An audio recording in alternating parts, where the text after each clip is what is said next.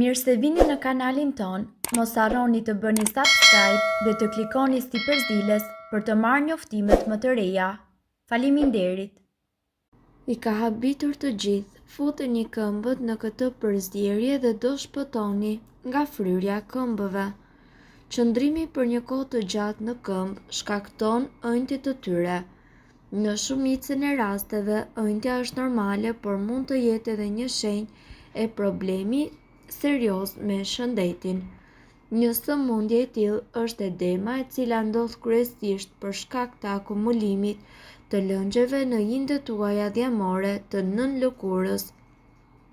Edema shkaktohet zakonisht nga shtatzania, infeksionet në lëkurë, medikamente të ndryshme, hormonet, obeziteti dhe njëkohësisht artriti, probleme me veshkat ose me mëlçin. Ja çfarë duhet të bëni nëse ju janë ëndur këmbët. Vendosni këmbët në një enë me ujë të nxehtë. Pas 10 minutash vendoseni në një enë të mbushur me ujë të ftohtë për 30 sekonda. Përsëriteni këtë 3-4 herë duke përfunduar me ujë të nxehtë. Çaji i majdanozit. Një produkt i mirë për ëndjen e këmbëve është edhe majdanozi. Duhet të përdorni majdanoz të freskët bashkë me farat dhe rrënjët. Majdanozi është një diuretik i shkëlqyeshëm, i cili ndihmon gjithashtu veshkat të largojnë lëngjet e tepërta nga trupi. Përgatitja.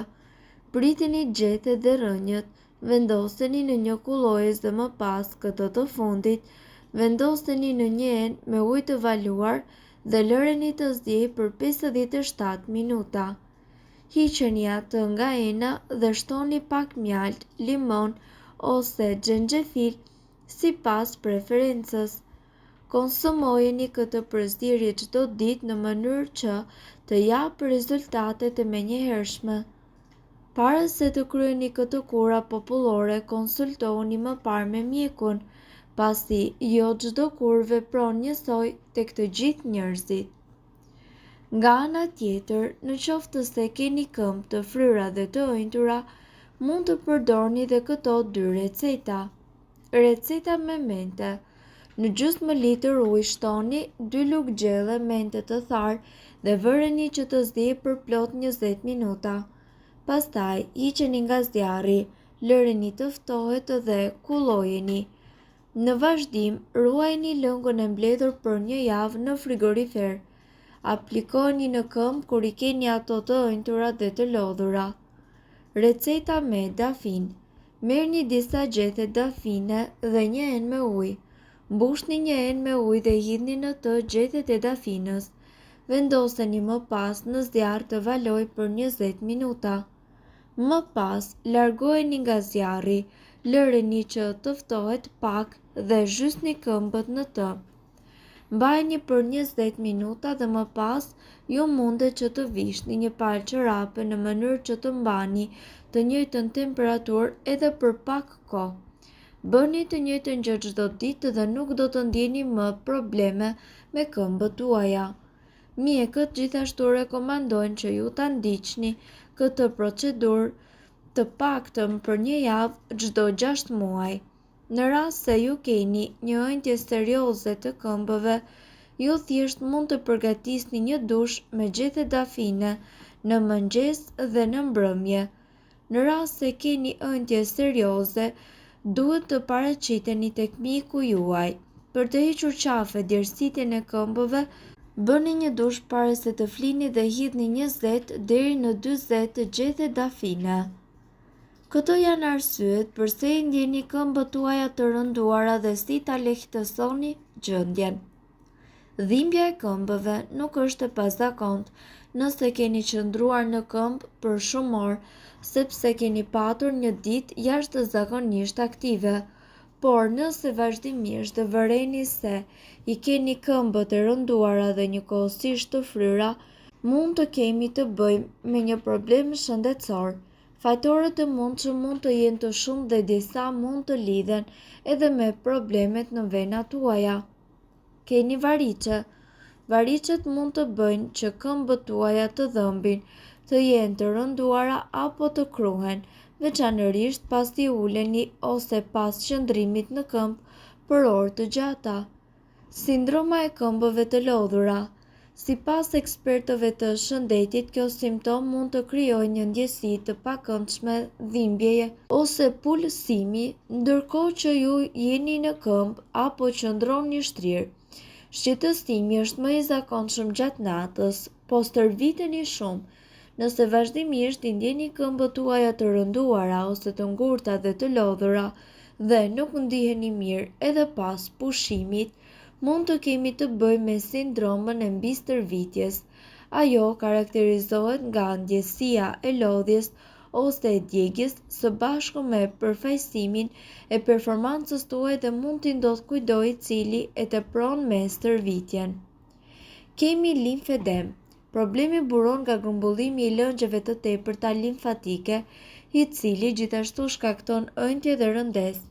Mund të ndodhë në këmbë ose në krah dhe më së shpeshti shfaqet tek persona të cilët janë nënshtruar një operacioni, rrezatimit ose sëmundjeve të këqija.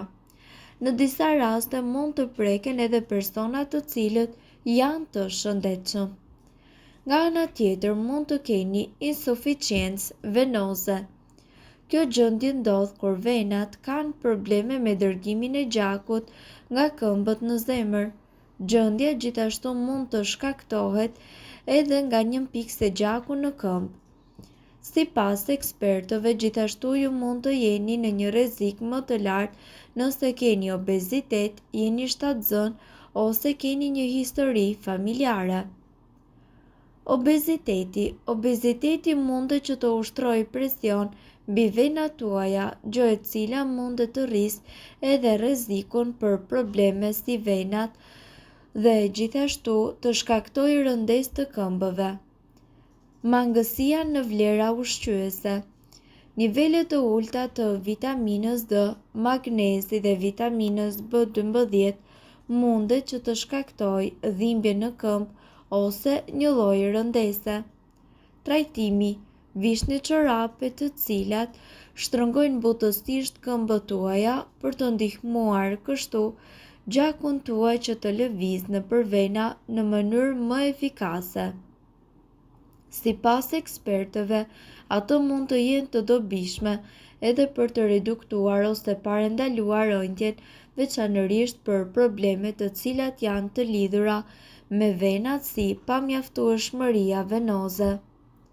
Ndërkohë, nga ana tjetër, duhet të keni parasysh se mbështetja e këmbëve në një jastëk mund të ndihmojë që gjaku juaj ose lëngjet e grumbulluara të largohen nga këmbët dhe nga ana tjetër të lehtësojnë ëndjen.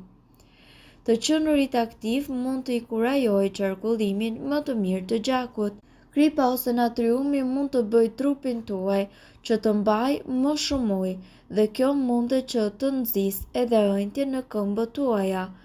Arritja e një peshe të shëndetshme mundet që të zvogëlojë gjithashtu rrezikun për probleme të cilat mund të kontribojnë në rëndimin e këmbëve duke përfshirë limfedemën, venat me variçe dhe pamjaftueshmërinë venoze. Mirëpo duhet të dini, informacionet në këtë video kanë për qëllim të plotësojnë dhe të mos zëvendësojnë këshillat e mjekut tuaj dhe nuk kanë për qëllim të mbulojnë të gjitha përdorimet e mundshme, masat paraprake, ndërveprimet ose efektet negative. Informacionet në këtë video mund të mos i përshtaten rrethanave tuaja shëndetësore, prandaj para përdorimit konsultohuni me mjekun tuaj. Nëse ndonjë prej këtyre përbërësve ju shkakton alergji, e mira është që të mos i përdorni këto receta të mjekësisë alternative. Nëse doni të dëgjoni video tona që ne postojmë çdo ditë, kliko subscribe. Ju ftojmë gjithashtu të bëni like në video tona nëse i keni dëgjuar dhe pëlqyer ato. Faleminderit që e pat videon ton.